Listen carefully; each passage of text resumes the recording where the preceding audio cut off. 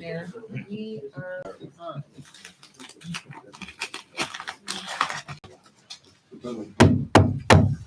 Good evening, everyone. I'm calling to order the City Council meeting of Wednesday, October 25th, 2023. Good evening again.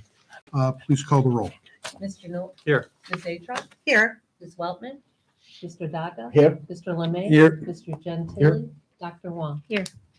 And if you would please join me in the Pledge of Allegiance.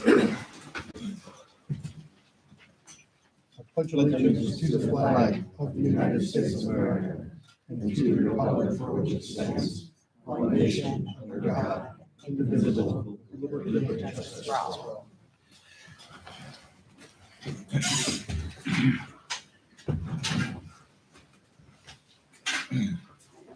Our first agenda item this evening is the approval of the minutes of September 20th and 27th.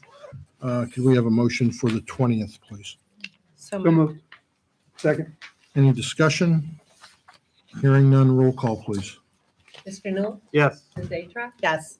Mr. Daga? Yes. Mr. Lemay? Yes. Mr. Gentili? Yes. Dr. Wong? Right, and a motion for approval of the September 27th minutes, please. So moved. Second. Roll call. Mr. Knoll? Yes. Ms. Atruk? Yes. Mr. Daga? Yes. Mr. Lemay? Yes. Mr. Gentili? Yes. Dr. Wong? Terrific. Moving along, we ask for the introduction of ordinance 2023-12, levying special assessments in the improvement of Shaker Boulevard, Pepper Creek Drive, by constructing sanitary sewers, et cetera, in the head. Joe, take Thank you, us. Mayor. This is obviously a project that started in the planning stages of putting the sewers on Shaker Boulevard. We went out for bids for those. We had several meetings with the residents on Shaker Boulevard. At that time, our initial amount per household, because it was all equalized versus doing it like some communities do it based on front footage. This was per household. The number was $14,484.79 per household. There was a calculation change within. Don included per Ohio Revised Code, a municipality picks up 2% of the cost of the project, in addition to any intersections that really there's no houses on. When Don came up with the new calculation, the number came in at 14,215.79. In meeting with the residents, in going through our equalization board, we stated that this cost will not increase by any more than 15% of the total cost. Don went out and bid the project. The projects came in, or the bids came in much higher than anticipated for numerous reasons. We discussed as a council that we would live by what we said, the additional 15%. That takes it up to $16,348.16. There are 87 affected properties that, with the passage of this ordinance, Sheila, at the next available time, will publish, that's already been done by our bond counsel, an ad that'll be in the newspaper. Letters then will also go out to each of the individual homeowners of the 87 homes, giving them 30 days to Friday, November 24th, to pay it all off, partial. The rest that is unpaid will then be certified to the county to go on the tax duplicate, next 20 years, 40 semi-annual pay. And this is, so it could be different amount for different homeowners then, based on what you're saying. Right. Based on how much they pay If somebody down. pays half, we'll Sure. only assess half. Okay. The only factor that hasn't been put in is what pertains to the next ordinance is going out for the 20-year bonds, whatever the affected interest rate is. So we've got to wait for that to come in to apply it to everybody to then send it out. Now, help me understand, under what circumstances would a resident want to pay that in advance? Because presumably if I sell the home, that liability goes to the next owner, right? On the last project, Gatesville's, we had, I believe, 3 Who paid? that paid it. Some people just don't want that hanging over their heads. Some people don't want it as a point of discussion when they're selling their house. I don't disagree with what you're saying. Mhm. And let it stick with the house, and that's just the price of doing it. But different people make different, decisions, and we are giving them the 30 days to make that decision. Option. I agree with you, Mano. I can't personally imagine, but, people make their own economic choices in their lives, and that's up to them. If I was gonna live there for 20 years, that's a different story. It doesn't matter. I'm saving the interest, I guess, You're saving the interest, but you're also, losing the interest somewhere else. right. It's a wash. So kind of off topic with that November date that we're talking about, that means that we have to pass it tonight on first reading. Correct? Well, yeah, that's the date that's been set up. I mean, hypothetically, I guess we could go and change the date. But this has been the wishes of council since we started the project that we were gonna assess. I understand that, but it's like there isn't a lot of opportunity, like we're changing the process by doing this on first reading tonight. And we canceled our meeting last week that we could have had perhaps a second reading on these agenda items. Under the premise that we might not wanna assess people.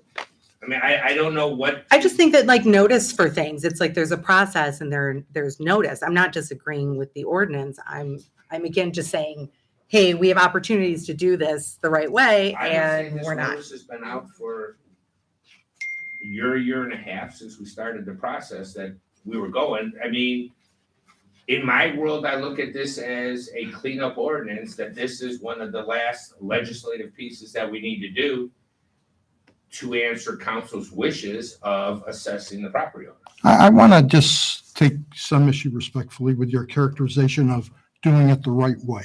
Okay.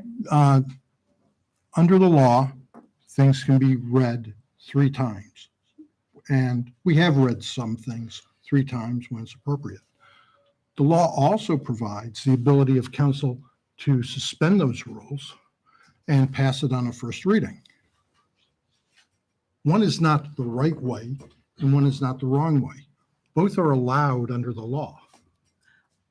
So I think it is more a judgment of what is appropriate or necessary for a particular item that is being addressed by council. It's not that one is the wrong way. To suspend and to pass it on first reading is entirely the right way if for the topic you're dealing with, it accomplishes in a fair way what needs to be accomplished. As Joe has pointed out, this is something that, council basically agreed to this, not basically, did agree to this, what is it, a year and a half, 2 years ago at this point. We did the resolution of necessity. Right. So, and one thing that commends it, Councilwoman, is because of what's coming up in the next ordinance, we are constantly evaluating interest rates and things like that by which the amount of the assessment is going to be baked into, a debt. And interest rates we've seen over the last year have gone up and up.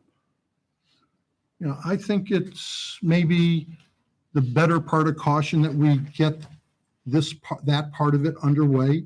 We couldn't do it sooner than we're doing it, but get it underway so that we can lock in the rates in the market that we can lock in. I think that benefits our residents.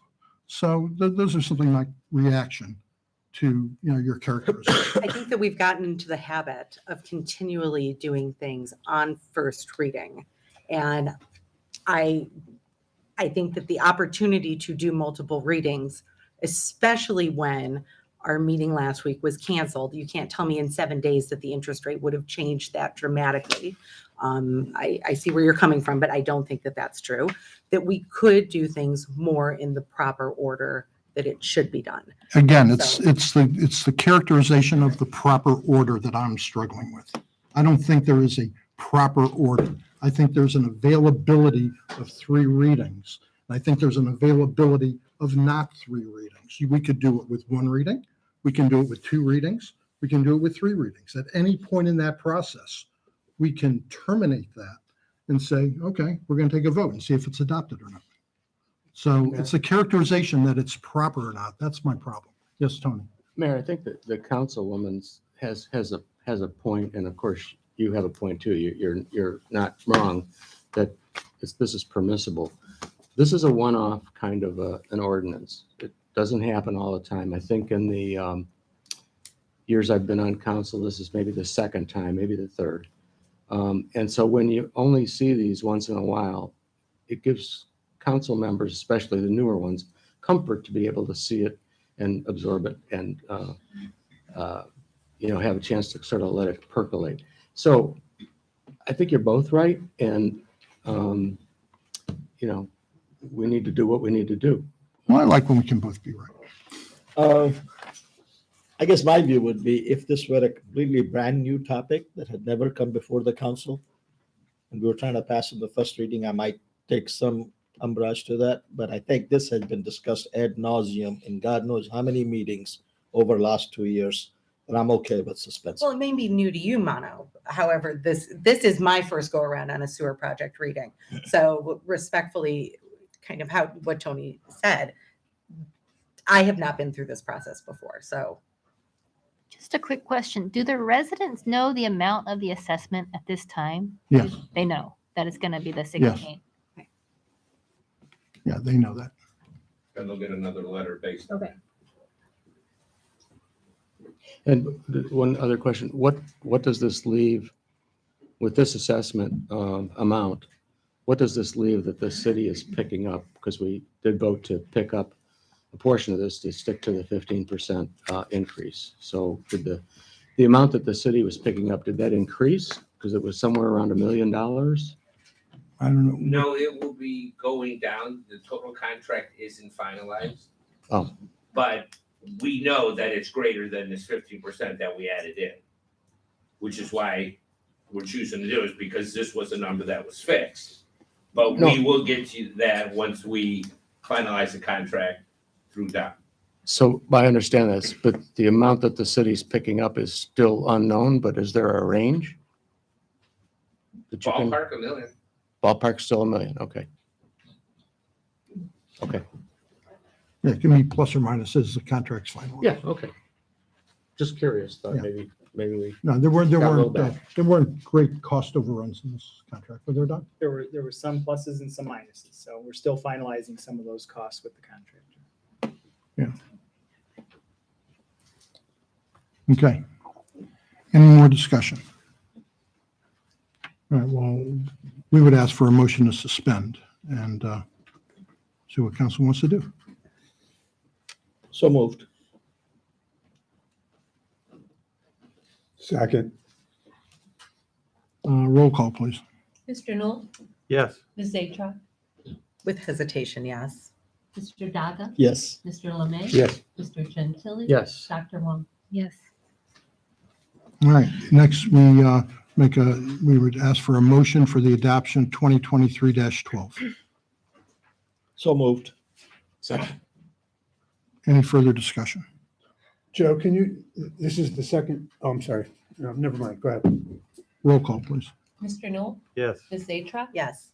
Mr. Daga? Yes. Mr. Lemay? Yes, Mr. Gentili? Yes. Dr. Wong? Yes.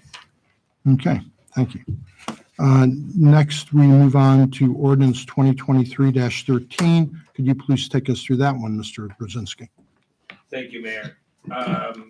Sort of a companion ordinance, similar to what we did with the Gates Mills project. When we went out for a private placement last time. And a bank in Southern Ohio ended up buying our bonds. That's a similar process that we're looking to do here. The number that's reflected there at the $1,425,000 is the rough number when you take the 16,000 change times 87. So we'll end up getting that money back. And then over time, we'll be paying the bonds, principal and interest. And over time, through the county's collection of property taxes, that money will be coming back to us in the form of special assessments, Over 20 years. 20 years. I guess the question I'll ask, is this one of those situations where the city might want to buy its own bonds? Or is that something you wouldn't consider? Depends on what the interest rates are for a 20-year fixed rate, might be worthwhile to look at. Right. We have the funds. Do we know what the interest rate is now currently? It's gonna fluctuate. I mean, we're looking at probably Five. anywhere from 4.8 to 5.2, 5.3 probably. And who, Joe, who's helping with, these are not being underwritten, or are they being underwritten by? Well, there'll be a placing agent that would be through Stiefel, Okay, and with bond counsel being Swires. okay.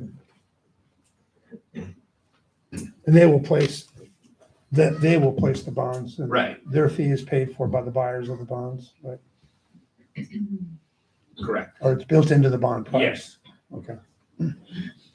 But yeah, they'll make the contacts, they'll take all the bids and we'll get the best bid, similar to what we did with the Gatesville. I noticed the denominations of 100,000 minimum denomination in these. Yeah. And so there'll only be, this is an institutional offering then. Right, Banks, pension funds, et cetera, are gonna buy these bonds. correct.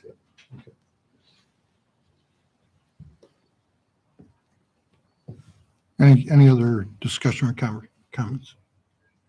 All right, we'd again ask for a motion to suspend. So moved. Second. Any more discussion? Roll call, please. Mr. Knoll? Yes. Ms. Atrap? Yes. Mr. Daga? Yes. Mr. Lemay? Yes. Mr. Gentili? Dr. Wong? Yes. Okay, great, thank you. Next, we will move on to a, To adopt? We have to vote. No, you got to adopt. We have to adopt. oh, that was suspension, Yep. I'm sorry. We need a motion to adopt. Thank you very much, Mr. Daga. Was there a chance to discuss after the? Sure, Okay. of course, I just have one question. of course. So moved. Second, Okay, any discussion? Mr. Gentili? how will we make the decision whether the city might buy this bond or we would sell it to somebody else? Well. What do you I think? guess that's up for discussion. I mean, we don't need to put a trigger on issuing bonds right now. But I will tell you, if we gear this up to go out in the market, to do this on a private sale, and then we say, no, we decide we're gonna buy. Next go around for something, banks are gonna be less leery to do their due diligence. No, I on it. understand that. That all goes into the equation on Right, whether, have they done so much work now that we're pretty locked in to selling it or? not significant. I mean, there would be, some ancillary costs associated with it, Mhm. but not significant. What's the timing on the bond sale right now as you see it?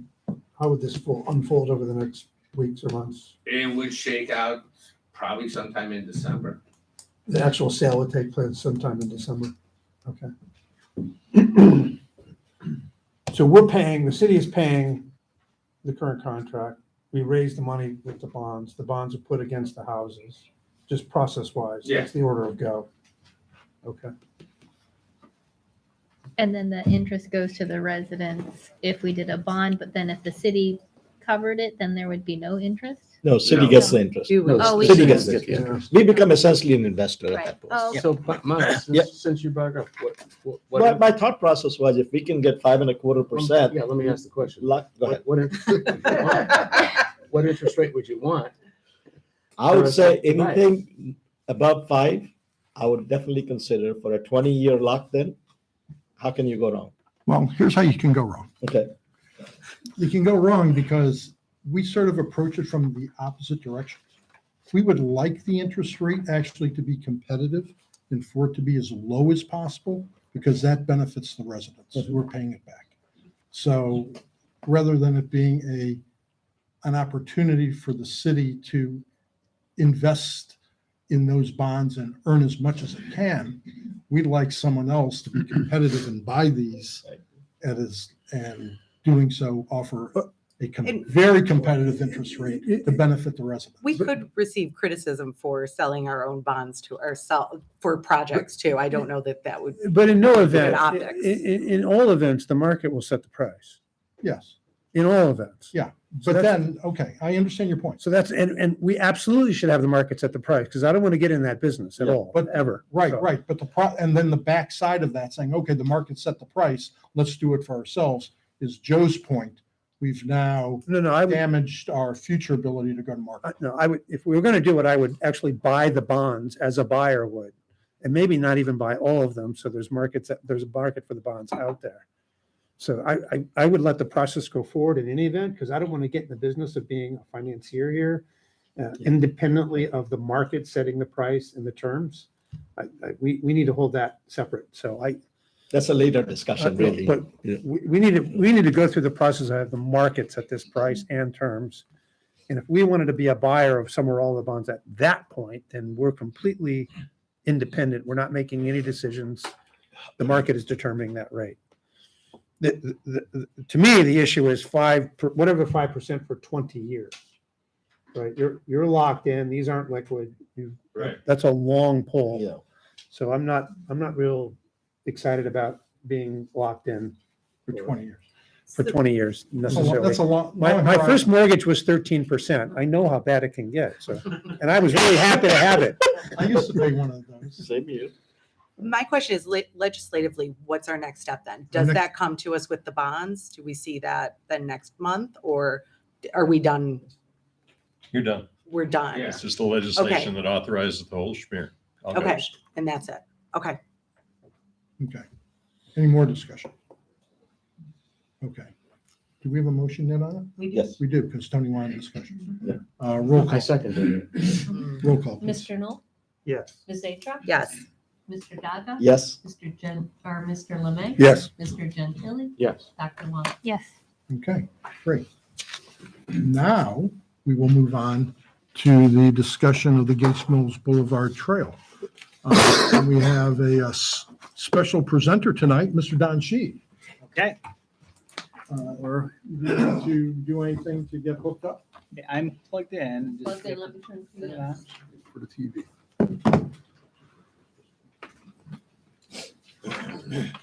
There it is. You see it? Okay. All right. So, bigger slideshow. That's not good. Okay, good. Oh, all right. Go back a slide here. All right. Okay, just an update on the project. We are still, ODNR kind of waits till the end of the year. We haven't gotten our final documentation from them, which is not a surprise. So we're on track, I guess. So we don't want to get too far ahead of ourselves in terms of design or construction or any of those things. But The reason being, we want to be able to bill it against the grant of money, so you can't get ahead of. we don't want to get too far ahead of that. But that being said, well, I've got a couple slides just to show, just to refresh for some people. This is some earlier renderings that we did with an existing photo taken probably in like March or early April, and then one with the path, and the trees are greened up and supplemented with additional trees. And just another spot in town where we did that.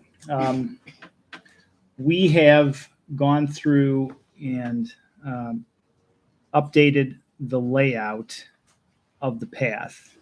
The gray line that's in there now is based on an existing condition survey, taking into account trees, landscape features, grading, slopes, safety issues, really, and looking at, any kind of drainage issues that might be out there. So that is a finer tuned design as opposed to the concept that we put together when we applied for the funding. It's actually pretty similar in terms of the length and that kind of thing, but it does meander slightly differently than what we originally showed. Down in the bottom part of that goes right along the roadway for a long distance. There's a stretch where we're near the detention basin.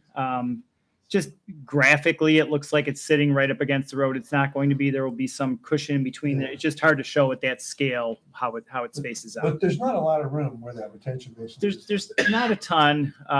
It's also an opportunity with regional to do maybe some little overlooks or boardwalks or features that could, when somebody's along that area, they could stop and maybe go out, another few feet to overlook the basin and it's actually an educational opportunity too. So there's some stuff there. And does it need, the retention basin, I know it's big, but it didn't strike me as that big in terms of the. It's length? probably about 600-700 feet long, something Yeah. like that. Yeah. Can you enlarge that a little bit? It's hard, like I'm pretty far. Can you zoom in a I little don't bit more know. in the area that they're I'll talking? try. Thanks. Did that get bigger? Oh, thank you. Yay. All right, that's the area we're talking about there. But But like Don said, it's not going to be tucked that tight against the street. right, there will be a buffer between the street and the trail, and then I think there are opportunities to do some type of little overlooks or stops along the trail that might be more of a boardwalk feature where it kind of cantilevers out a little bit. And it's better on this side than the other side in terms of. It is. There's on the other side, there's some additional grading issues, and it makes sense to put it on this side. Will we need any fencing around? Buffer will be a range of feet. The width, the buffer, it's probably that 5 to 7 foot range, I'd say. Yeah. Sorry. Will we need any fencing or any safety things around that retention basin? It really, no, No. I don't think we're contemplating okay. putting any kind of fencing. If there's an area where we're worried about steepness, there might be a handrail or something like that, but Okay. we're not trying to fence it off. Okay, gotcha. That actually, during a big storm event, a fence can actually act as another problem because it could trap debris and create some Oh. additional flooding issues, so. Interesting point, Don. For those who haven't been able to visit the detention basin during a rainstorm, it's a very effective thing that they've installed here. And the amount that it stores water is pretty dramatic. And it is the principal reason because it's not simply this detention basin where they've daylighted a lot of that stream that you're seeing there and bring it down. It's Pepperloose, right? It's Pepperloose Creek. It's a branch On of. either side, they've really opened it up and improved the storage capacity of that stream and the way it flows. And it's after a big storm, you can see the debris line of where it's filled up and back down again. And it's a lot. It's really doing its job very effectively and guarding against the type of flooding that in prior years we experienced on Gates Mills. Yeah, I think, not that this is about the path, but that basin also, when it does get high up, they've really improved that outlet structure to really take the water and pass it through at some point. So it stores a lot, and then when it has to, it does release a lot of water. It does a nice job. Don, will this be, could you comment on whether this segment will be 8 feet or 10 feet wide? Every bit or of this path will be 10 feet, everything, unless even there's, if even there, so yeah, close? yeah, especially there, yeah. There might be some spots in the woods or by a tree or something where we might want to shrink it down, but in this area, you don't want to take away that additional operating area. You build the path that width. Make it narrower. it'd be Makes it farther more away dangerous. When you from make the it road. narrower, it makes it more dangerous. So if the narrower it gets, the more likely somebody is to have an issue with riding their bike and then having a problem. So you make it a safe surface, and that's what they travel on. As it gets narrower, it gets more dangerous for people making mistakes as they approach each other. So you don't introduce a hazard to theoretically avoid some other I'm hazard. just worried about it being so close to traffic that if a little kid fell off their bike, having it further away from the road might be safer than having that maneuverability. It's well, That's we could discuss it, but yeah. what the reality of it is, that's not a good argument. People that are functioning on that path will stay away from the edge of the road.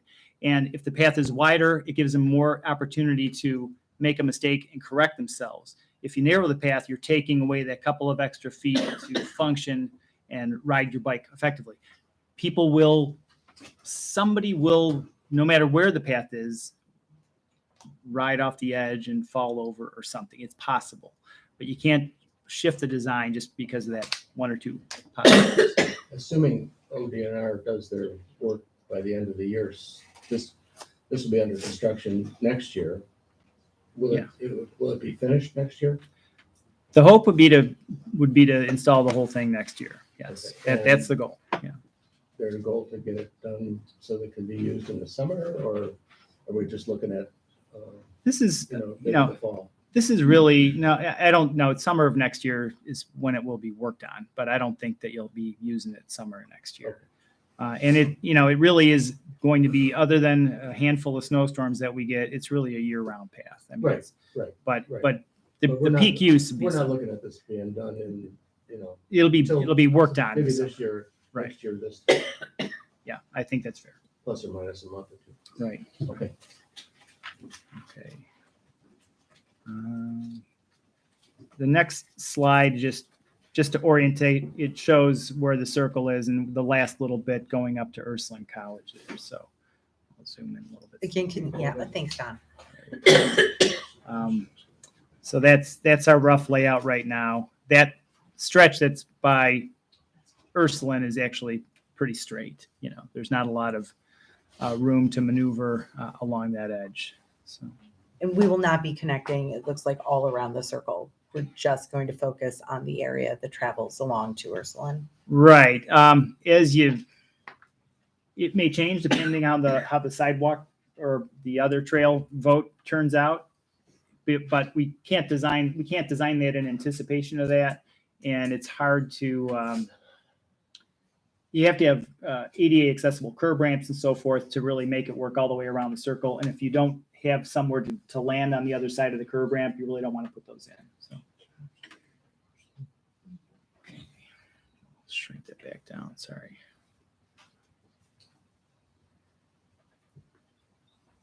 Okay. Next piece. This is what I'm going to call sort of the smoother section of Boulevard. Part of the reason that it laid out this way is because the trees are pretty uniform in terms of the ones that are on the two sides and also the ones that got planted in the median there. So it's more of a sort of a gentle meander, and it's fairly uniform in terms of being able to really avoid the trees. As you look at it, the aerial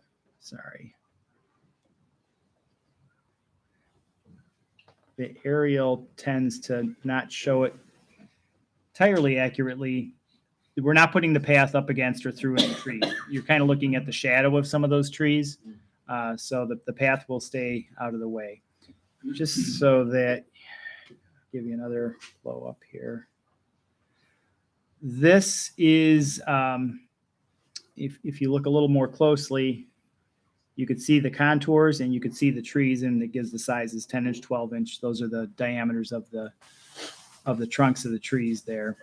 But we work to make sure that the path is safe, work among the existing contours to make sure that it's relatively level, relatively smooth.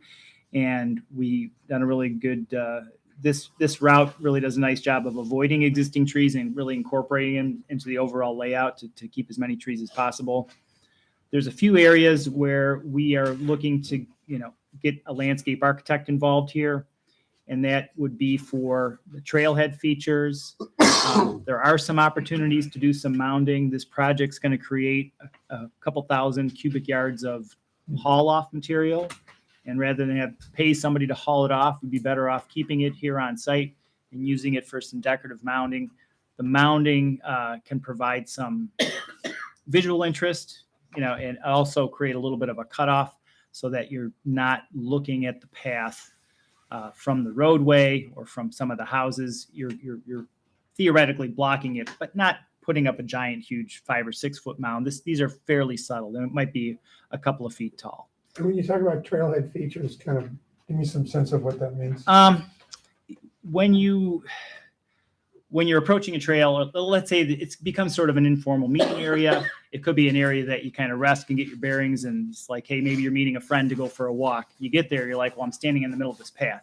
it's nice to have a little bit of a spot there to either take a break, tie your shoes, check the pressure on your bike tires, whatever you're doing. Benches. and- Benches, maybe some signage, just to, like, hey, here's the trail. It's, 1.3 miles long, and, and there's here's a little map. Mhm. Some of those things, sometimes you even put in, not every trail has posted rules, but sometimes you could remind people, stay to the right. You could have a Okay. suggested maximum speed limit if that's something that becomes a problem. A lot of these things, they're not really an issue, but if they become an issue, that's kind of an opportunity for an educational. There could be some historical piece there. You could mention something about the original, rapid transit that was supposed to run down. There's a lot of opportunities, but the trailhead is, it's a feature where you can kind of sit and kind of catch your breath and Got it. decide on your next route. And Don, what opportunities are there to put more trees in there? I assume that eventually our goal is to get down a lot more wooded than it is now. Yeah, there's huge opportunities for trees. I think part of the landscape architect's job will be to provide us with a tree template, a listing of species, and also sort of not a generic, but a tree planting plan that we can duplicate in different locations. So in here I mentioned, a mound or landscape opportunity template. We really want the landscape architect to say, this is a massing of a 50 or 60 foot area. We would recommend planting these 5 or 6 trees in combination, and this is kind of how we want to do it. And you could duplicate that in other areas, make them a little bit bigger, make them a little bit smaller based on the terrain, based on some of the existing trees. So we want to make sure that we not create a constant theme where you're going through and it's the same thing over and over again, but some type of a template to make sure we're getting the right species diversity, trees that are hardy, trees that will provide, some of them might be fast growers and others might be a little bit slower growth. This is something that's going to be here for a long time. So I think you want to commit to a wide variety of appropriate species that aren't just there just to provide some quick shade. You want things that are going to really look nice years from now. Currently, what is the diversity of species on that stretch right now? With diversity, it's actually pretty good. Yeah, Yeah. there's a lot of species because we're planting different species in case one of them gets a disease. Yeah. We don't lose all our trees. Yeah. So there's, I think some of the initial, like the maples that first run- chunk yeah. of the LAs where they're identical trees. Right. We haven't duplicated that since that was done. They look very nice, especially right now, this time of year. But you do have that worry about a problem. So really everything else that you guys have been planning yeah, has there's been, been like maybe six or seven species all along. Yeah. And there's some native trees that have just come up on their own in certain areas, and that's a fairly wide variety of trees as well. Pine trees have a place? Evergreens? That's going to be a landscape architect decision, I think. Most of them are not really native to the area. Yeah. Some of the ones that you see, they last for about 20 or 30 years and then they die. There's been some issues with some of the spruces and stuff. I'm not a landscape architect, but I know that Just to have some winter green. would it be is nice. it is nice to have some variety. So usually they use them, but sparingly, I guess. Scott's question is a very good reminder for us all that while tonight's conversation is focused on the trail design itself, the trail is simply an element of the larger park that contains it. So thank you for reminding us of that, Scott. And I think that the trailheads give you that opportunity. It kind of introduces you to the park area. And one of the features is the trail, but it's also the whole green space, the whole corridor. So let's see. Okay, I just going down the street. This is where Kersdale crosses. Again, working around existing trees. The path's a little bit more wiggly in this area, just trying to work around some stuff. It's not as uniform in terms of sort of the sinusoidal chunk a little bit further down, but it works out really nice. There are some nice mature trees on that stretch, and the service department has done a good job of sort of randomly placing a wide variety of trees through here. What will you do in terms of signage with a path cross? Is it going to be a separate stop sign there? It is not a stop sign. It would function like a crosswalk. you have to yield to pedestrians, but we also want to educate pedestrians to realize that there might be some cars that aren't paying attention. It is this is probably the busy crossover, Kirkdale, but the other crossovers are Yeah, minimal vehicles. This one actually connects to a couple of streets, so you do get some traffic there. So no, there's no stop signs there now on. There either are side? stop signs on the two ends. On the two ends, right. Right. And so you're already at a low speed situation. Somebody's pulling in, they're stopping Yeah. within that distance. Okay. Sight distance is really excellent right there. So Yeah. somebody that's crossing a vehicle and vehicles are able to see pedestrians, we just have to remind them Pay and attention. train them to look Yeah. for them. Right. Yeah, Jim, we have a crosswalk that goes across Shaker Boulevard into the Circle Park here. Mhm. And it's been very successful and there's been no problems with it. Yeah. And if this is a far lower volume Volume of than that one, vehicles. sure, yeah. But again, it's a little bit of an education, and it's mostly locals that are doing that crossover, so they'll learn pretty quickly. Again, another opportunity, I do have on here a seat bench template. It doesn't mean we need to put one every 300 feet or anything on here. We want to come up with a template that we like, the materials, the size, the massing of it, and then choose where those spots are. There might be a couple times where you walk through the path and say, boy, this would be a great place to just sit and have this great vista. So those are things that you want to determine. You want the landscape architect to give you the template, and then we have some leeway as far as where we want to put them, and how frequently or how infrequently. However, if residents want to have naming rights to benches every 300 feet, that's a conversation we can have. So decisions for those, I'm sorry, go ahead, Jim. I like the idea of the mounding occasionally. It's just, you Yeah. can, walk to the top of the mound and have a view and just, it adds some interest. I agree. Right. It adds some visual interest. It also blocks off that line of sight where you're looking at the whole thing. Mhm. So when you're walking on it, it feels a little bit more secluded or intimate. Yeah. It creates a little bit of an illusion. We do more of that. Yep. Right. Yeah, and again, I know Scott took advantage of the suggestion. If you want to pay a respectful visit over to Park Synagogue, you can see from their landscaping how what Don is talking about was accomplished with relatively modestly low mounding, but which just cuts off your vision from really seeing across. It's really remarkable. I agree. And I think it's important during the planning process to get the residents involved and see what they would like to see in front of their houses. They might not want a park bench. They might want a park bench. And they might want more trees. So I think it's important to talk with the residents that are living right on the boulevard just to see what they think. Sometimes, if someone's sitting on a park bench, you don't want someone scoping out the houses there, but you want to have a place for people to rest. So I think that's important. Well, I think opportunities for input are valuable. But my question that I had asked before, decisions about benches, mounding heights, et cetera, is that who's going to be making those? Is that the landscape architect that then they show it to us? Like what's going to be the process with that? Well, the path and really the mounding, any of the grading, that's going to be designed by me. Okay. But the landscape architect might say, hey, here's some opportunities where we can do some mounding, and it could be a cost issue. We could decide, hey, we want to do this, or maybe we leave this, maybe it's $50,000 to do this landscape mound and trees, and we say, well, we'll designate the space, and it might be something that we do over time. So I think we want to sort of identify where those opportunities are, and we could have either a unit cost or a bid price for it. And then we could either choose to move forward with all of it or scale it back if we don't have the budget And for it. final design approval is by council, by Council, ARB? council funds it. There's no ARB involved in this. Okay. This is council decides that they want to build it. I'm a licensed professional engineer. I have to put my stamp on it. So as a city engineer, I'm designing it. I'm approving it. I'm essentially approving the design. If you want to pay for it and do it, that would be your opportunity. You know what I mean? I don't know if that's the right way to phrase I it, think but she's asking, yeah. I think all council, this is a big project. It's a Right. major impact on the city. It's huge. And we would like to see interim designs along the way rather than be presented with a fait accompli and say, Right. here it is, we're done.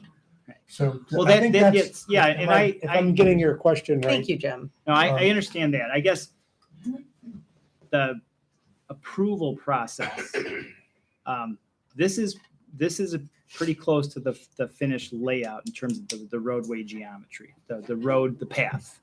Now, if there's some questions, or we want to maybe say, hey, is an area where we can move the path further over to the left or to the right, we'll certainly look at that. But it's really hard to design for input from, half a dozen people.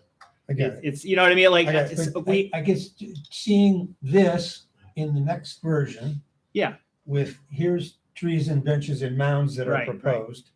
Yeah. And having us react to that rather than it's I think already that's- done. Right. I think that's doable, Joe. yeah, and I think it's important, and maybe this is, as I've described it to a couple people, like when you look at the interstate highway, you have 5 miles of road nobody really cares about. They're very interested in what the interchange looks like, the exit. Is it landscaped? Is it attractive? And that's the piece that the landscape architect will absolutely be involved heavily with getting input from council in terms of the materials, spacing. Is it pavers? Is it, all those things that aren't, I would say, that the engineering part. They're more the aesthetic. They're Yeah, more, design elements. yeah, that- they're design and elements. I think that Yeah, it is so critical. Right. I think yeah. I don't think this is going to be an issue. Yeah. We Okay. will- perfect. Yeah. That's And fine. that's the part of the reason why we want to make sure that the landscape architect that's chosen for this, they're all kind of looking at the same thing. That's why we're kind of creating this template and saying, we want you to design these features. Instead of one person thinking they're designing the entire path, Sure. or somebody else thinking, well, all I'm doing is picking out, out of a catalog, I'm going to give them 3 benches. We want to make sure that they understand that they're going to be coming in front of this body, doing a preliminary presentation, giving some options, all of those Right. things. That's not the engineering portion, but that's the landscape portion, and that's really what people see. So, yeah. So council appreciates, there's a lot of surveying, slope consideration, grading opportunity that's already baked into what to us looks like, oh, he drew a squiggling line down the paper. There's a lot that's already, you Sure. know, Yeah. There's- professionally Right. thought about there. I All- think that's maybe Don's. In my world, Sit back. we call this the boring stuff, but we want to make sure that the path is safe, and everybody assumes that stuff happens. But the landscaping and the sort of the flourishes are very important too, because that is truly what people see when it's all said and done. They're assuming that we've designed a safe path, but they also want this other stuff to happen. Right. Yes, Kathy. Let's say some residents might want to upgrade the trees or like kind of donate to the amount of trees there, because I think a lot of people want to see a lot of trees in the median. Would there be an opportunity for that Yeah, we possibly? love free stuff. If it got approved by the council, or if we developed parks, or Beechwood has the public works and he kind of oversees all Yeah, the that- parks, maybe we should Yeah. start thinking about that. And Right, I think that's all part of what you said before, Yeah. what Emmy did about getting public engagement about certain things. And I think it's very appropriate, and it's got to be balanced. Right. You're not going to create, a forest in one someone's place. in love with Norway spruces. Right. There aren't Norway spruces in this thing, and because some resident wants Norway spruces, we're not going to just stick them in there. Right. But the other, you know what I'm saying. Right.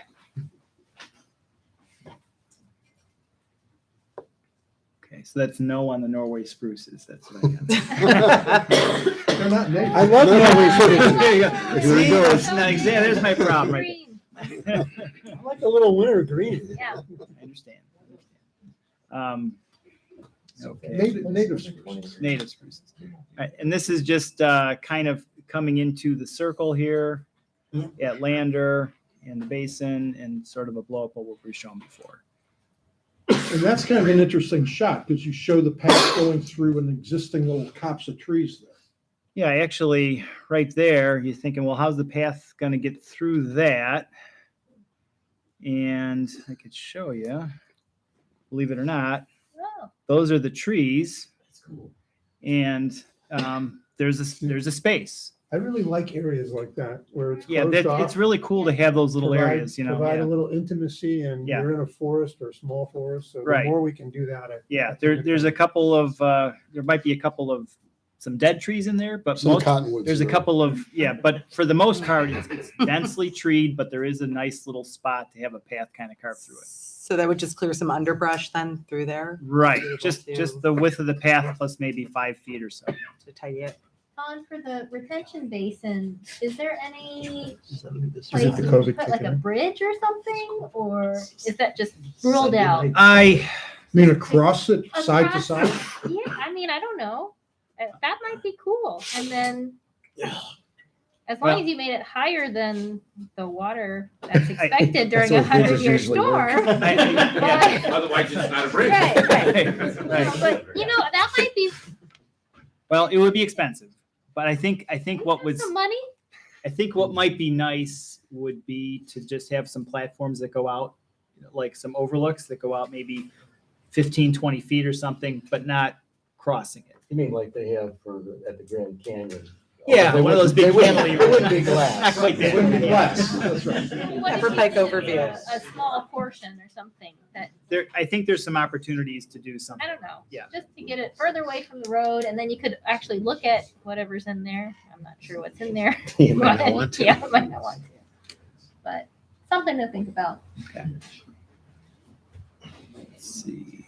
This is just sort of big picture. There's the 3 areas where you really would have a pretty well-defined trailhead, some kind of a feature that would be, a bit of a theme, a bit of a template.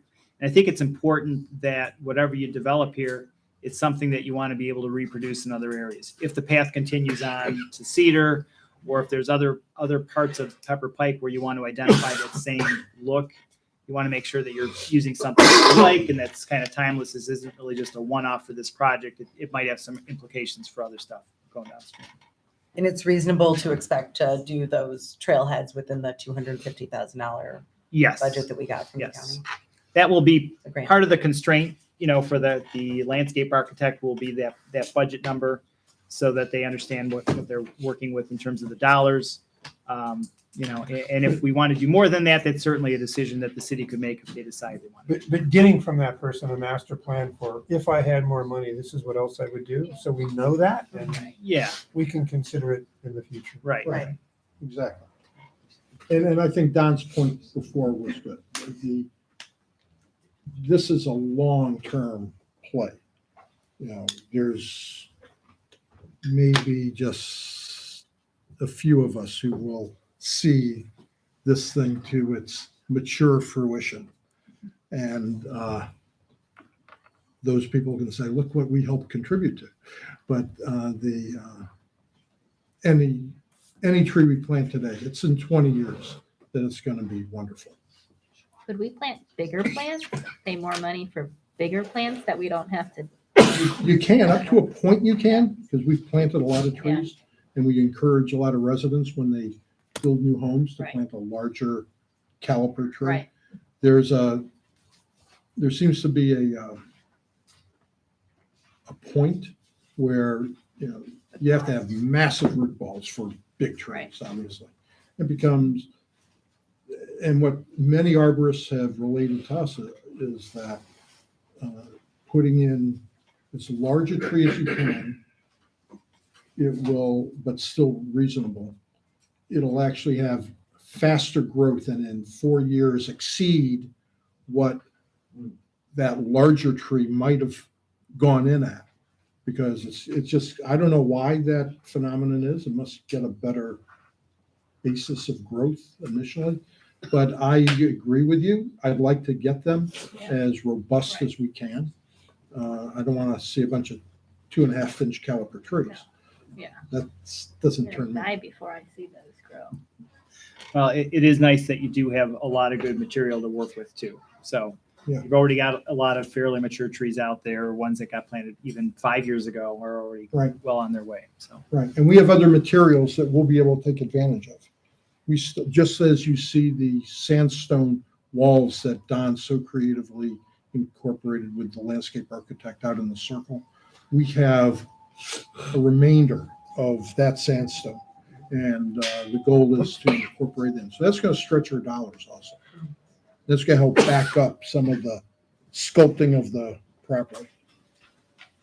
You know, we talked about the benches that possibly residents could sponsor, but you know how they have those cute little bricks sometimes in places? Yeah. Some residents might want to contribute to the park area and have a brick. So maybe we could use that as a trailhead feature or something like that.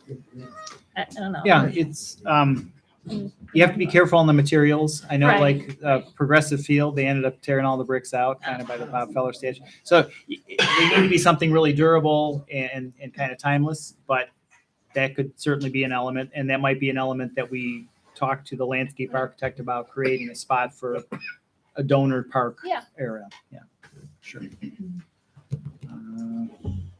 Next couple of slides. These are just so you know, this is a 10-foot wide path. This is by Columbus. On a rainy day, I was stuck walking. By the way, my daughter had her twin girls, so I was down there walking their dog, and this is Congrats, Donnie.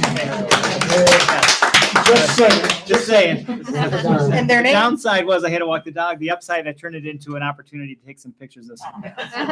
Great shots, Grandpa. There you go. He wrote off the trip to go see. Right. I got mileage on the trip, you know.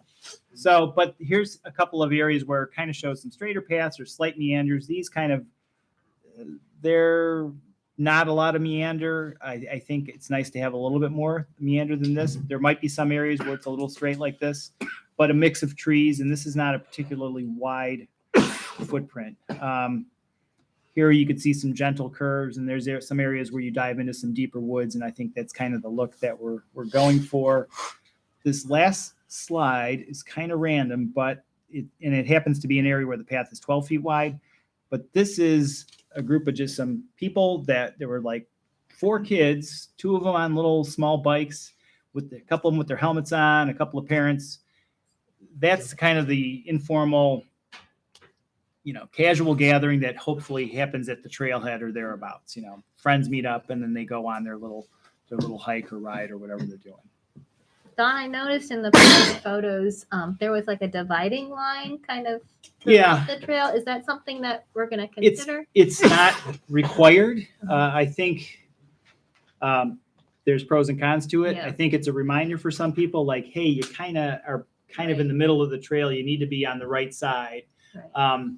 We get into that a little bit sometimes with the question about putting up signage. Like, most people should know some of these things, but you may want to remind them. You may want to set on this particular path, they had signs up for 15-mile-an-hour speed limit. I know towpath does the same thing. It's just a way to kind of remind people that stay to the right, give notice if you're passing somebody. Bike riders, hey, you got to get out of the way of the pedestrians. The pedestrians really have the right of way. So it's I'm not a huge fan of the dashes. I just don't think they look that great, but there are times or locations where it might be appropriate. I would think we'd have to maintain those too, that there would be an added cost to that. You'd have to repaint them. It's a every few Police years type of department thing. Yeah. Would have to do that. Yeah, it's not a huge cost, but it's time. They don't stay looking nice. They pretty quickly start to wear, and so. Sometimes the Metro Parks does them in green, and so they're less offensive, I guess. Yeah. But, so that is it for the slideshow. Thank you, Don. Good. So we had a lot of questions. Anyone have any others? Okay. Thank you, Don. Your presentation. We're going to move on to Dr. Wong asked that we return the discussion regarding the park restroom to our agenda. So I put it back on our agenda. Thank you, sir. And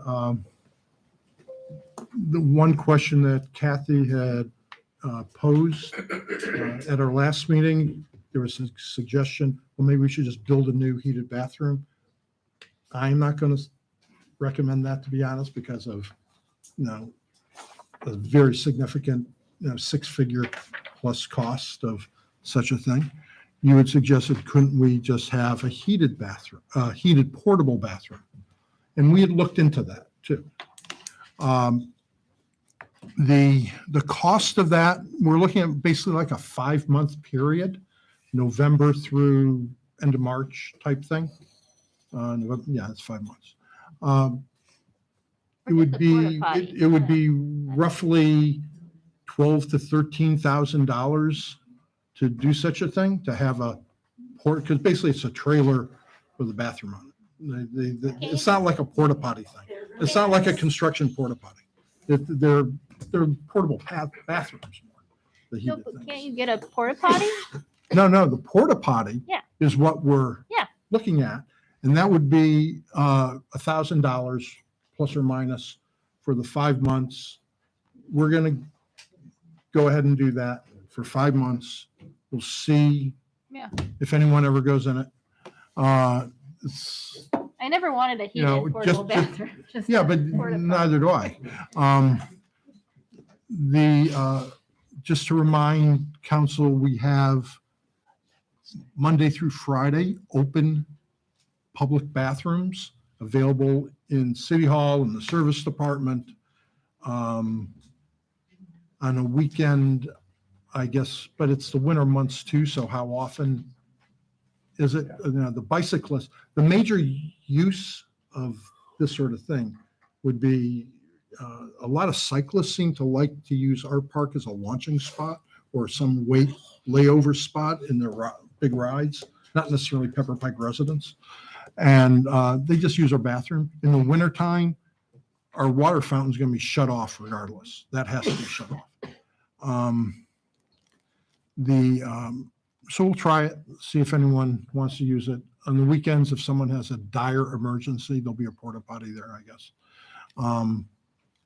Like you said, I don't particularly want to go in it. My house is 5 minutes away. Any house in Pepper Pike is 5 minutes away, so. We'll try it out and see. And And May I ask where it'll be placed? we'll put it up near Is it gonna the go next entrance to of the the park, existing? probably. Is that where you're thinking, Jim? Yeah, probably this side, or the left-hand side of the current restroom. Yeah. There's a grass area there, Okay. and we have to snow plow. We got to put snow somewhere. So this thing's cannot be sitting like out in the middle by, That you know, would be a it's just mess. a So that was sort of our conclusion before, coming off of our last meeting, said, fine, it's, that's a de minimis cost for us to try it out. Yeah. See if Yeah, it I like serves that any too. purpose. Yeah. The de minimis, this is what we should do. I just don't see that there's a huge demand for it, so. No, I don't think we're gonna I think it's a see a good lot of test. people going in. Yeah. We'll put a camera on and count the people going in. We'll put a deer camera across. And you said weekdays, they can come into City Hall and the Service Department and use it? I'm sorry, what? During the weekdays, during business hours, residents can come to the Service Department Oh, and sure. City Hall to People do. use the bathroom? People do. Because they believe. And we don't make you buy a cup of coffee in order to use the bathroom. They thought I asked that before and there were no public restrooms, but I had sent an email last before. Maybe during COVID. Maybe COVID. Oh, maybe Probably during COVID. Yeah. You're right. Yeah, it's probably during COVID. Great. Okay. If that's the end of that conversation, we'll move on to our committees and department heads. Joe, you've talked out, I'm guessing. Anything more? Well, no, this is the part where we kick it off to Jim and Jim does a little spiel. Thank you for Okay, that Jim. introduction. Jim, did the finance committee meet today? The Finance Committee had a meeting at 7:00, and we were very efficient. Got done at about 7:15. Good shape financially. The only concern that we have, income tax revenues are still ahead, but they're falling off in terms of the extent to which they were ahead. And so we talked about that at some length, and Joe thinks those are one-offs rather than any kind of systemic issue. So we'll keep an eye on that for the rest of the year and see if we get hosts, but Joe still thinks we'll hit budget. Other than that, from a revenue and expense standpoint, we're on track and there's no particular concerns to report. Okay, thank you. I don't think we had any other committees since then. Did Planning. planning? Oh, planning. And Melanie's not here. You have to remind me of did we have a planning meeting or didn't we skip? That was canceled. Was there no agenda? There was no agenda. We had no agenda, so the last planning meeting did not occur. It was a good night for Melanie not to be here. Right. Although she missed the trail discussion She'll be that sad she about wanted. that. We'll catch her up. Other than that, how's our, we're coming on winter, Jim. How we look? We're ready to go. I saw that there could be a little snow next week even. Yeah, that's what they said, but believe it when you see it. Have we hooked up yet or no? We have one truck that is 100% ready for an emergency, but we're still doing a bunch of stuff, so it doesn't take us long. No. Within 2 days, we'll have all our trucks out. But Well, you guys do a great job of clearing snow, so I'm not concerned for we try. you. Don, tell us status of the shaker, please. The first layer of asphalt went down last Thursday. They got an early jump on it, which we were not happy with. The contractor started earlier than he told us he was going to, which was annoying. But they did get the first layer of asphalt down. They have some concrete things to do, adjusting castings and getting things ready for the final layers. And that should be probably in about another week and a half or so before that goes on. Okay. And then it'll be done. There are some areas on the sewer project anticipated, but also a little frustrating where there's been some settlement in the lawn areas around some of the manhole structures and things like that. The contractor is aware of that and they need to backfill those areas. So Okay, and they'll reseed it. And all. they'll reseed it and all that stuff. Yeah. The, We have a water main going in on Edgewood Drive. They started a couple weeks ago and making really good progress. They're close to being done with the main section, and then they have to come back. They have to chlorinate it, test it, and all sorts of things, and then put the connections on. But there no major problems there. okay, great, thank you. When does the next phase of the sewer begin? We have to go through the resolution of necessity and estimated process. That's coming up in the next couple of months.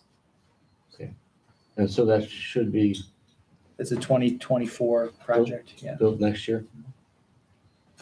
How many homes are in that one? Do you remember? It's about 80. About 80 again. Yeah. Okay, 80 seems to kind of work so far as the amount of the grant that we're receiving. So when we get, Yeah, they've all been in the 80. when we get a higher number and we start tapping off how much they're willing to give. Makes sense. It kind of throws the number. I think all three have been in the, the 80 to 90 range. Right. And as it is, prices have gone up even. So hopefully we'll have to see some good competitive bidding for it, I hope. So, I thought Gates Mills was 64 or 62. It was in the 60s. Yeah. or something like that. 62, I think. Oh, was the yeah. final number. Mhm. okay. Chiefs, you good? We're able to hire one new officer.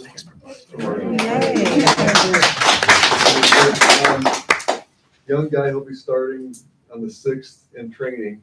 His academy doesn't start until January, so he really won't be on the road until middle of next year, but it's progress, so that's good. I've gotten to meet with this fella. He's a marvelous young man, and he's going to be a real credit to our police department. And we're pretty excited that we've been able to make this particular hire. He's going to be great. And so good.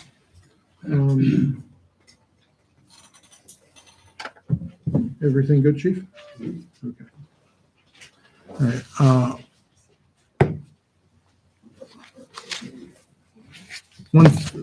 Since we were last together, of course, there's been the horrible massacre in Israel.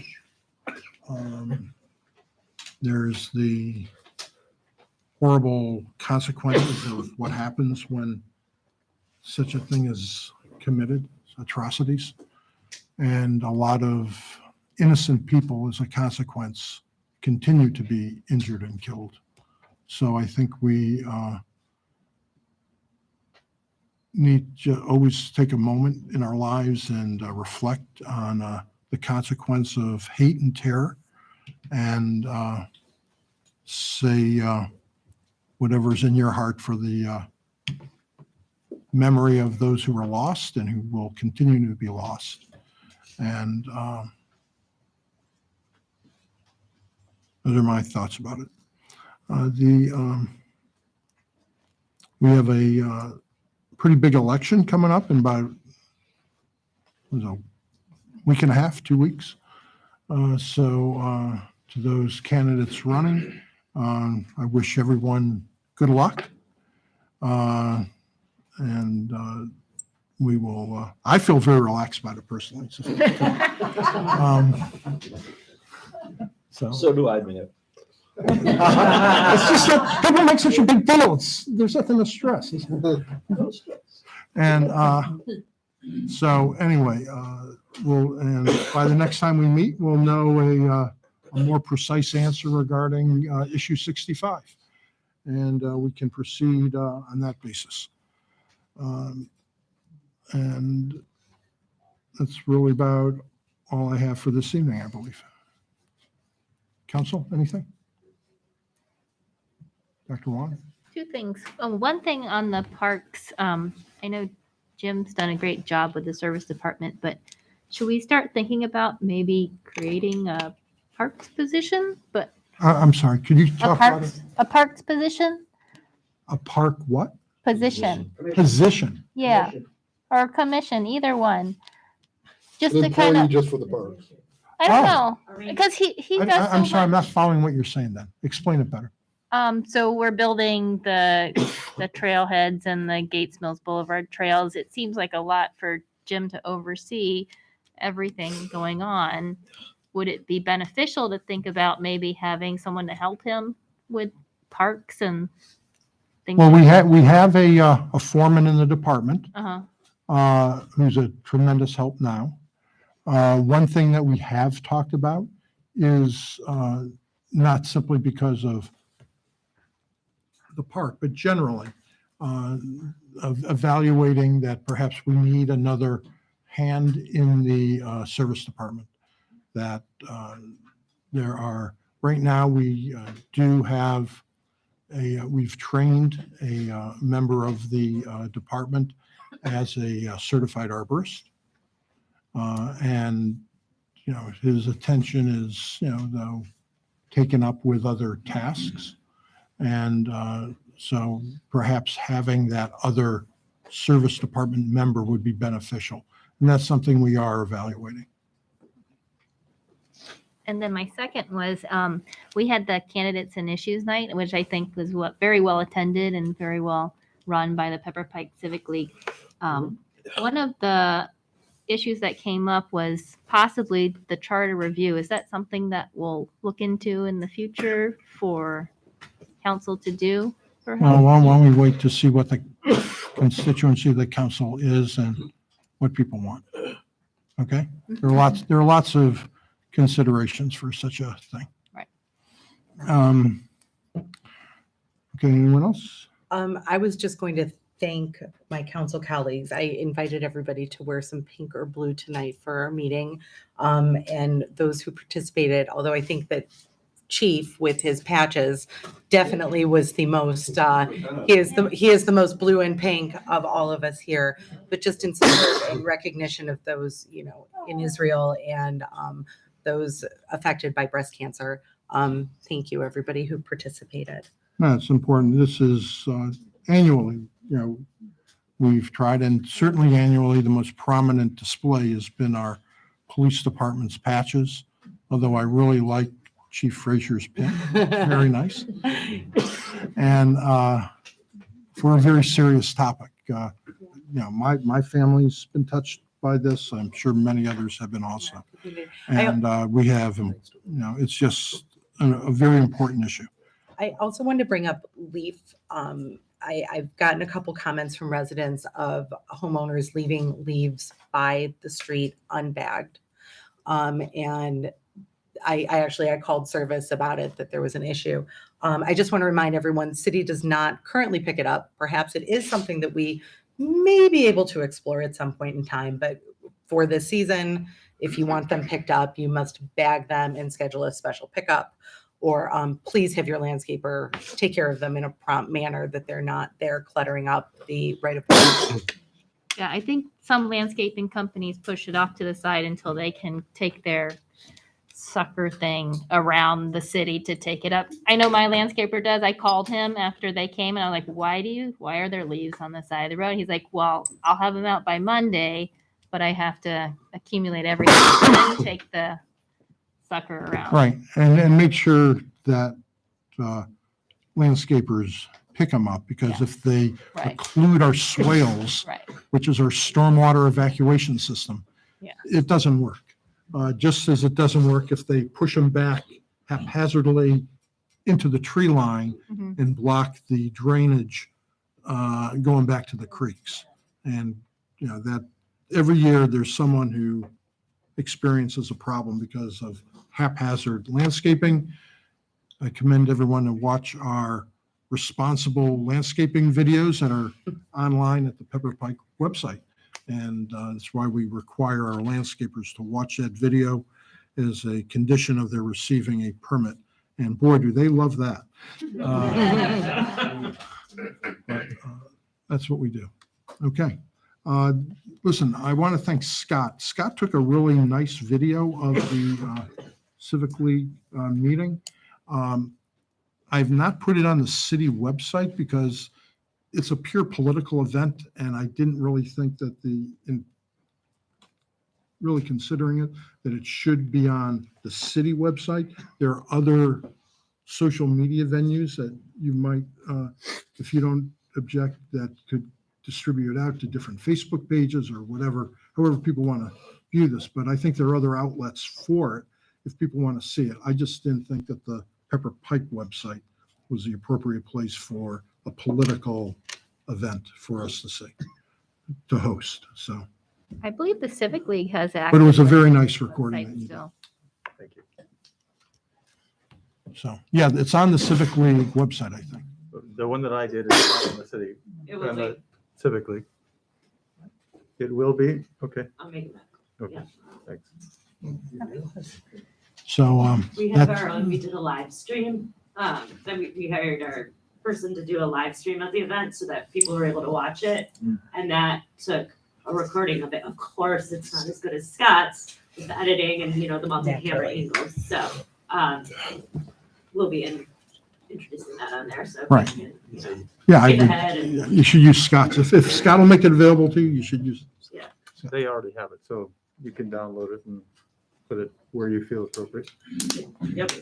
Okay, great. Any audience comments? Lots of audience comments. Luann in the back.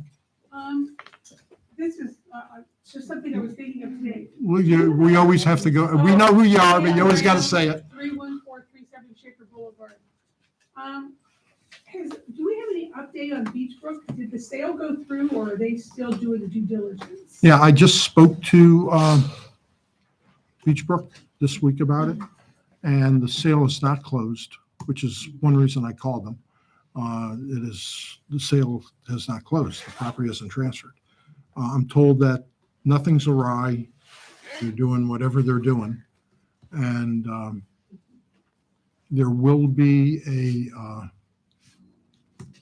ultimately, I don't know if it's on the next planning meeting or not, there's some 4 acres up near Chagrin that is not part of their deal, that they're splitting off.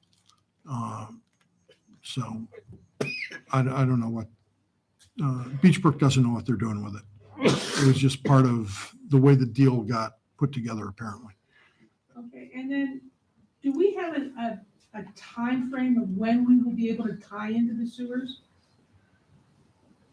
We haven't received anything. I know they said Right. something about the homeowners know the cost. I haven't received any updates. Yeah, I know you haven't. Don, what do you? We're still, one of the elements was putting in a new pump station, and we still have to go through some testing, and there's still some final equipment on that pump station, so we can't switch people over to it yet. And we have to have it You'll get accepted. notice. It has to be accepted by the EPA. I'm hoping within the next several weeks, 3, 4, or 5 weeks, but I don't have an answer yet. And when will we know what our final cost is of, for the county part that we're putting on our taxes? When are we gonna know because right now we're just kind of hanging out. I think they know that. We Is have that the base cost 16,348.16? Is the base cost until we find out what the interest rate is. Ah. We won't have that piece of it then. So that's the things that we were doing this evening is what is going to move that to conclusion. And that will take how long? A couple of months, it sounds like. Before the end of the year, hopefully, yeah. Anyone else in the audience? Well, the answer is if you want to pay for it up front, we know the number. Right, that's the 30-day Right. opportunity. No, I just meant I know there's a tie-in fee that we're gonna have to pay to the county or somebody. And then there's the part that's going on our taxes and. In the next couple of months, you should have all these answers. Anyone else? Jackie? Jackie Godick, 27 Hunting Hollow Drive. I'd like to address the city buying the debt. I think that's not a great idea for a couple reasons. Partly what Emmy said, that just like the optics of it, there's a lot of people who are not thrilled with getting a bill for this, that the city would say, well, we've got $1.4 million sitting around, we'll just buy the debt after we issue it. I understand, like, financially it might make sense, but like optically, I don't think it's a great idea. Then also, it's not great from the perspective of, you don't want to expose more of your asset base to the same risks. Like our tax base, all the money we have to operate comes from our residents, comes from our city, our bond rating, et cetera, right? You don't want to turn around and reinvest that in the same asset pool, basically, if I'm making sense. So I think that I get the idea of like the locking in a relatively high rate for 20 years is appealing. I just don't think you want to sort of dip back into the community where we're already exposed to a set of risks. You don't want to double down on that. Okay, thank you. Who else? Gentleman in the corner. Yeah, my name is Craig Moore. I live at 29099 Shaker Boulevard. My comments are mostly directed to council.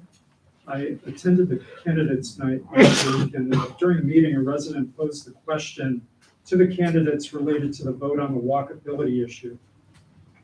The question basically was, would you, if elected, honor the vote of the residents on that ballot issue?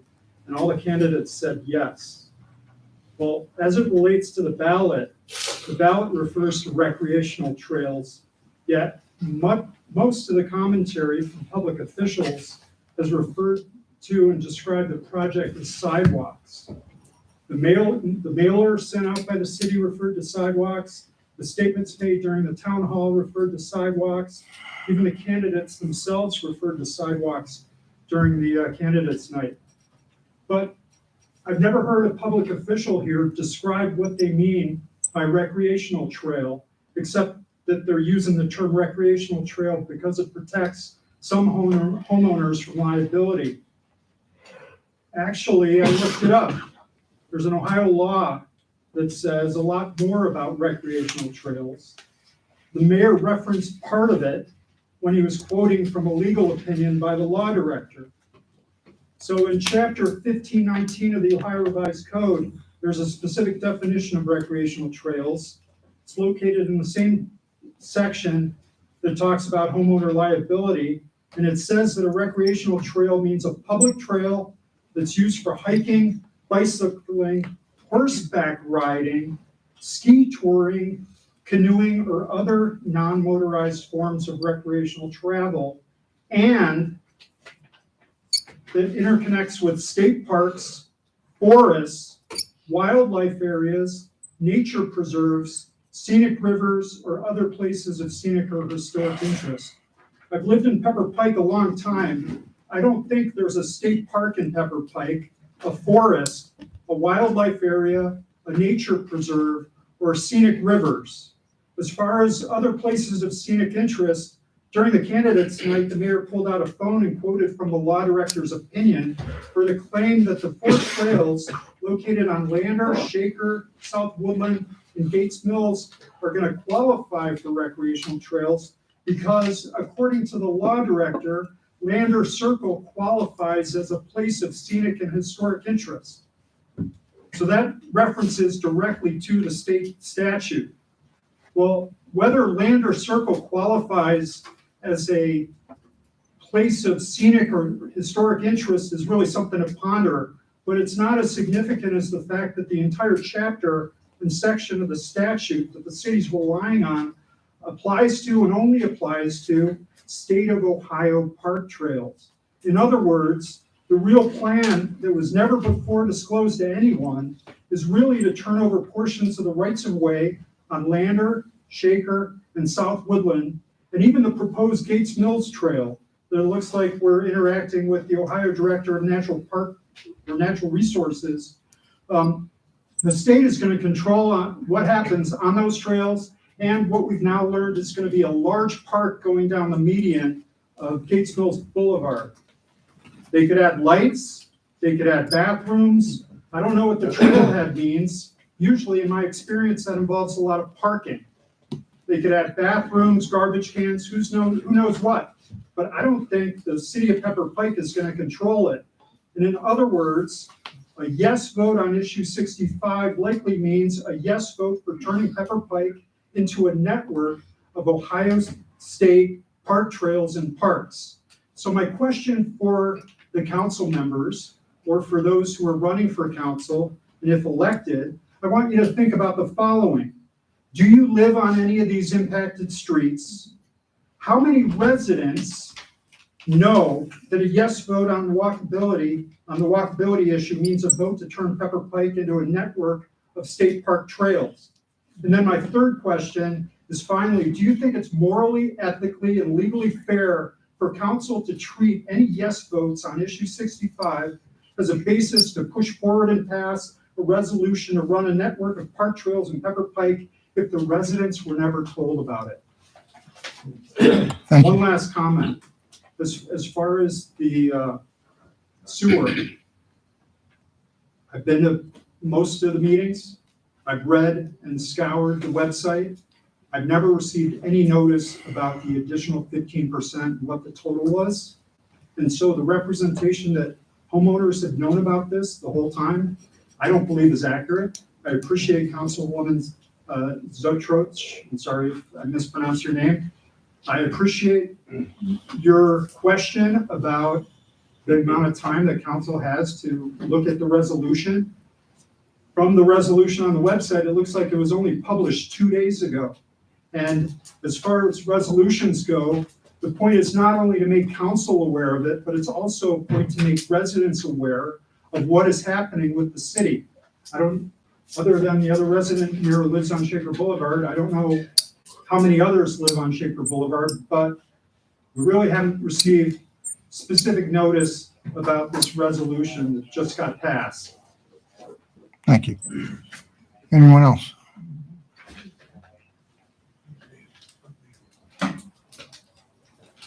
You in the back. Okay, hi, Eric Schmidt, 29449 Bolingbrook. Have we started the process of applying for a grant to extend the Gates Mills Trail to Cedar Road? And if not, why not? We have not begun the process of applying for that secondary ODNR grant for that.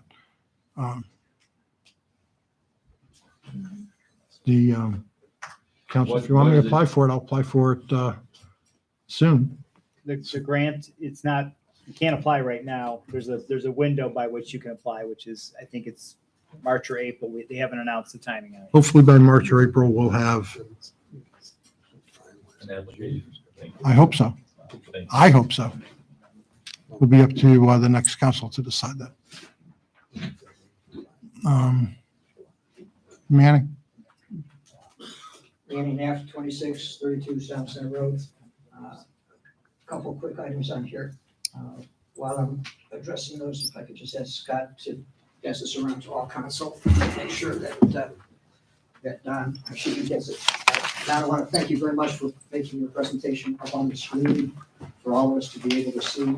If council could please adopt that as a standard practice, so the audience can see what's going on. You folks were very attentive, looking at that, and usually, most of the stuff that you guys are talking about, we don't get to see.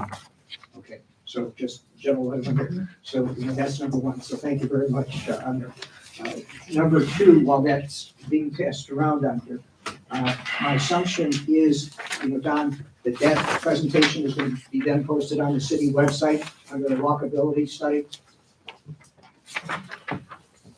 Okay, so that would be a question we're looking for an answer, that will be posted on the city website for walkability. Number three is I would like to see, and I think all the rest of us would like to see, what kicked this all off, and that was the grant, ODNR grant application done in February of 2021. And that's the basis for all this discussion. On that grant, it'll be the discussion for the next section, to it, we go forward with that. And that identifies all the parameters that we had to agree to upfront, why this path is 10 feet wide, why it's made out of what material and so forth down here. So all that basic fundamental information is not available to the residents to see, okay? And with that, it will be very beneficial for us to have access to. So I wish that you would consider, identify a statement, here that you will consider, placing that on. The third item on that issue is I've attached a copy here of an existing presentation that's on the city website. Don has done a nice job of putting that together. It's dated June 28th on there. And with that, I just want to make sure that this is still accurate and correct. If you can make a statement to that on their council. And the question is, in that presentation they did on June 28th, so it's the same map that you're seeing up there, but he shows what the Gates Mills Boulevard portion of that is, and then it shows what the three additional sidewalks, on Shaker and Lander and South Woodland, ends up. And on that presentation that Don did June 28th, that shows with all four of those items that there's a total of 1,729 residents served. And it also shows on a different page that just the Gates Mills Boulevard portion is 836. So right now, I think council needs to take credit, needs to identify to the residents that right now, the Gates Mills Boulevard Trail, okay, is addressing 48% of the discussion on walkability in Pepperell. And that's without the additional expenditure of $3.7 million. So again, just comment that this is, the correct information that's on the city website. Nothing has changed into that. Other observation, question in regards to, is this trail, my wife and I were walking today at South Chagrin Reservation. They just put in brand new walkways in there. And they're about 9 feet wide on there. They are raised on there versus being cut into the ground. So we'd just like to get clarification. Is it going to be raised, or is it going to be cut into the ground? I think council would want to know that in regards to walking on it. You could trip and fall off to the side of it, type of item. It's about 6 inches higher, than the ground level. And with that, they also do have, again, it's brand new, that's just put in over there. They do have the green lines, down the center. And we found that that was very helpful in regards to as people were walking and riding past us. We were on the right-hand side, and they would say behind us, we're passing on the left. And it gave people a good indication, of where the left and the right is. The last, item on here, just for consideration, I know in doing landscaping at our home and things like that, buying the large trees and other things at the end of the year, the landscapers will give a significant discount, for those items, on there. And the city may want to consider, purchasing the items at the end of a season, and then, and then the last item is on the trails. There should be a separate item taken to, I think, the Road Infrastructure and Safety Committee that talks about safety for that Gates Mills Boulevard Trail. There's going to be enough changes that are going to be done to the city in regards to that. We need a real significant plan in regards to, are we going to be putting in cameras on there? Are we going to be doing things to slow down the traffic, in that area on there? So there's a lot of different, safety items and signage in regards to it. I don't think that you want to have skateboards on there and other type of thing. And I think it's very important to get that signage, up there, before, you get to have to do a catch-up item on that. And the last thing is, where you're getting close to Gates Mills Boulevard with that road area in the off-highway business, which was my career on here, we would have what's called runoff areas. If the trucks ever got to a runoff condition, if they go riding too fast and they're falling off that trail and it's right next to the street, we would always have a berm built in. And with that, in case you got to be too fast, rather than falling into the street, some of those areas that you're talking about building berms up, you may want to have a berm along there such that if people start to fall off that item, you automatically fall back into the path. So thank you for the time, and hoping you'll respond to the items that I've listed there. Thank you. Anyone else? No response? It's comment section, Manny. It's really not a Q&A town hall. Sir. Yes, William Thompson, 30500 Providence. I want to echo Manny's comments about transparency. It's an excellent point, thank you. And I would also say that if we have public handouts, I think it would be fair to have the handouts in the rest of the audience just in the name of public discourse, because we have no idea what you're looking at. It makes it difficult to respond, but I appreciate your thoughts on transparency. If I'm looking at the Bolingbrook, the map behind our esteemed mayor, northeast corner of that quadrant, if you're going to reach those 836, which is the number that I read too, you have to walk all the way down, all the way over to Brainerd, and now you can get to Brainerd, and now you can get to the sidewalks that are there. So serviceable, technically yes, kind of to get to the sidewalks, also respectfully true. That's why I believe that the sidewalks added to what would that be, Shaker, would be significantly closer for the residents in that quadrant, and we could probably figure out how many people are in that quadrant. I'm also going to point out that the 836 includes, guess who has sidewalks?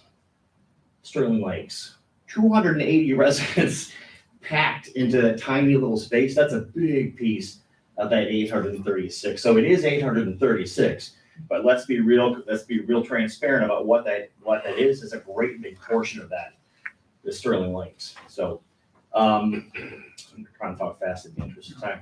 I also want to thank the transparency in the name of transparency of our candidates, incumbents, and both new candidates for their confirmation to adhere to the results of the referendum. And I know this is comments, but I'm going to ask the question anyway. And I honestly would like to hear from the other remaining candidates and get an affirmation from them as well, because I've heard a lot of our mayor even. You mean council members or candidates? What did I say? You said I'm candidates. talking fast. From the remaining candidates. Existing council members. Okay. That are, what's the right word, that are not running again. Okay. Already present. If they're going to adhere to the results of the referendum, as I heard the mayor use the word some in the town hall, and my ears went up, which means some are not. We've heard from the three newcomers, or the three new candidates, and the two incumbents, and again, thank you for that. It would be, I think, appropriate to confirm that, because we're putting an awful lot of time and energy into these surveys and referendums and the social upheaval and the lively conversations that are happening. I think we'd all like to know, is this the end of the road, or is this, okay, ready for round number 15? Okay, here we go again. And what was the point of the referendum? So I think that's the end of my caffeinated speech. So good? Okay, thank you all. Thank you. May I respond to that? Because I will. Okay. I will vote whatever the way the referendum turns out. I've already said that in public. Thank you, sir. As have I. We were asked this not too long ago. I may not have been present, so I appreciate I've gone on public record saying the reason that we have gone to the residents for this was to take a pulse on them. That's And I easy, think yes, that so thank you. as we've called it before, the ultimate survey, I think for any misinformation to go out there, I'll speak for myself, of any malintent of putting this to a vote is unfounded. I don't mean to So- imply that, and I'm going to take your. No, but I have read online some of the questions about it, and why would we be doing this I heard otherwise? him say some and I didn't know. So, that. thank you. I'll address it as well. Thank you. I don't know why we would even go to a vote if we weren't gonna listen to the residents, so. I don't know either, I but mean, that's why. that's a little ridiculous, so, of course. Okay, then it's an easy yes then, right? Yes. Yes, thank you. That's all I'm asking for. Thank you guys for coming to Candidates and Issues Night. You gotta say your name, ma'am. I'm Heidi Arnold. I live at 30496 West Landerwood Drive. I'm a trustee on the Pepperpin Civic League, and we want to thank you guys all for coming, those of you who attended, and those of you who spoke. We do have our video is posted on the Pepper Lake Civic League website under Candidates and Issues Night. We are still processing, it goes back and forth, Scott's video, I just want to clarify that. But as far as our last email, it should be up there, so. And then again, I know it's available on social media, as is ours, so. Ours is more of like the Zoom, full on recording and not a masterpiece. But I want to mention one thing. I have 3 cameras. Yes. And I believe it's basically unedited, the event. It's just that it switches cameras. Right. But It's harder. It's I just want to easier to make it follow. clear that it's not, that there's no different content. Right, okay. It flows better. It also, I think I haven't seen yours, but from what I've heard from a couple of other people who've said it, the idea is for people to be able to hear it and see it. That's it. And so I believe the experience will be better for the viewers of one that was done with multiple microphones and cameras. Couldn't agree more. So. Thank you. Ours was just the recording of like the live stream for people to watch it at home on the laptop, so.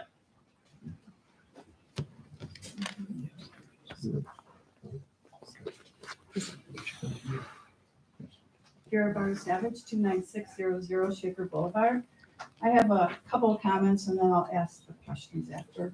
First comment is that there's a lot of physicians, I am not, but a lot of physicians in our city that have signed on to a proclamation showing they want accessibility and walkability in our city for health and safety reasons.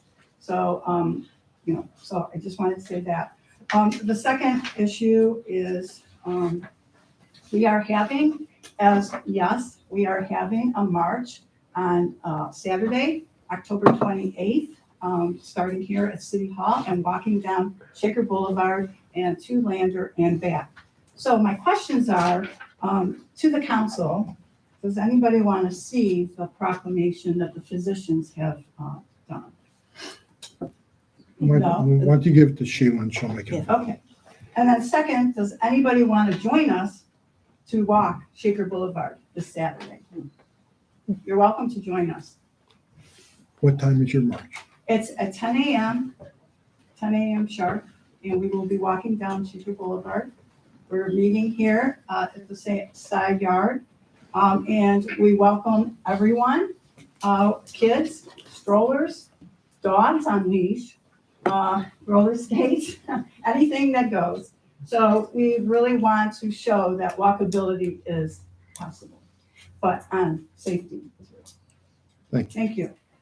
Was there a permit pulled for that? Is there a? Yes. They've requested a permit. I didn't know the process for it. I don't know how many They've parades requested we've an had. out-of-parade permit. Okay, and that's within the limits, even Doing though it's a exactly political what they're action supposed to committee, we're good as a Thank city. you. Thank Okay. And if anybody else wants them, I do have copies. Anyone else? My name is Leonard Will. I've been 4 doors down the street, 28355 Shaker Boulevard. Just one quick comment in reference to Mr. Thompson's question. Two ways he's heard the interpretation of the issue on the ballot. And I think frankly stated, council's to blame because you've stated over and over, even put it on the ballot. It is an advisory vote. Council will decide after the ballots are in which way they will vote and go. So council, sorry, you to point the finger back at yourselves for, what should I call it? not perfect timing and not perfect placement of language. Thank you. Anyone else?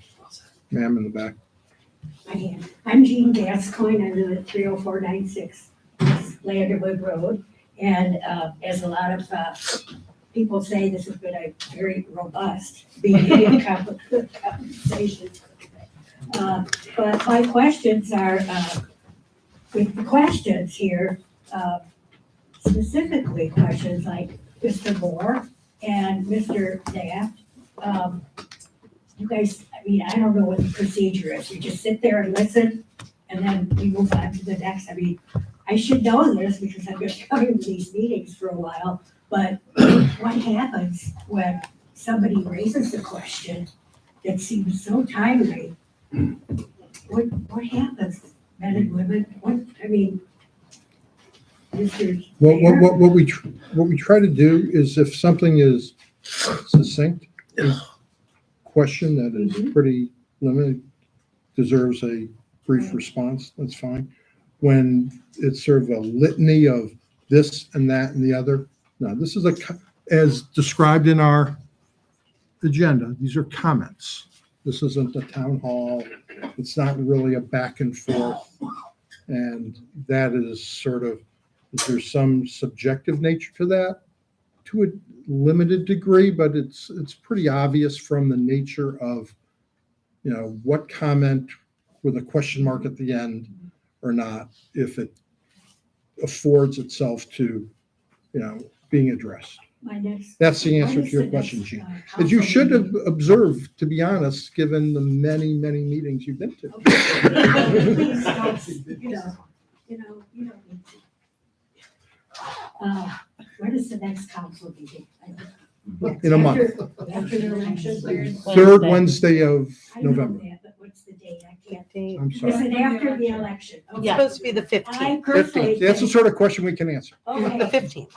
My question is, will you all answer about this circus that could be possibly by the ODNR if they take over the sidewalk running? ODNR has no authority over the municipal right-of-ways in Pepper Pike. Okay, it just seemed like there were, thank you, more questions raised that, I That's a good think pun. There were more instead questions. of, or, people are gonna have to write letters to, Chagrin Valley Times, okay, whatever. Even, it doesn't matter whichever side you're on. I Okay. hate to say All you're right. on, and I Uh, know, what- Mayor, you're gonna shut me down, I'll sit down, but this is my take and my questions, and Okay. we're not. In respect of everyone here, I am going to, do you have anything more to Sure. add to that, Mr. Byron? There is no question that there is a linkage between the Lander Circle and Pepper Pike Park, and these constitute areas, and Pepper Pike Park and City Hall.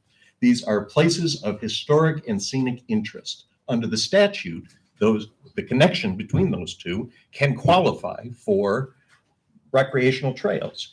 In Orange Village, all of the trails go to the park, and people can get from their homes to their park. The issue has not come up. There are other things that if the election is favorable for them and they're going to be built, there are some things that I would recommend the council does that expressly says that the city will take care of the maintenance of the items. And you have a provision in your code that says that sidewalks are subject to this. Orange Village had exactly the same provision. They passed an ordinance saying that the recreational trails that were constructed on Lander and Harvard and Emory were not, and Brainerd, were not sidewalks. And so once that ordinance is passed, the people who have those facilities in front of their house will not be responsible for them.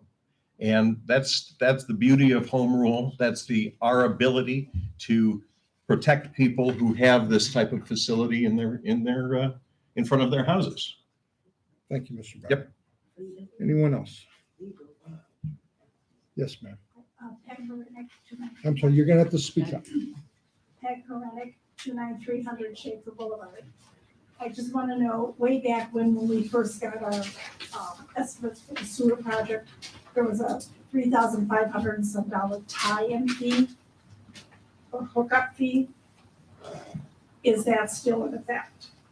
Yes, there's still a tie-in fee. I mean, it is I don't know the amount in my head, but it yes, is there's a still tie-in that fee. amount. I mean, There's a tie-in fee.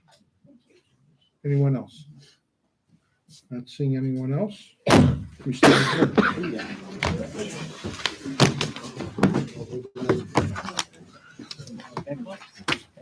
You just did.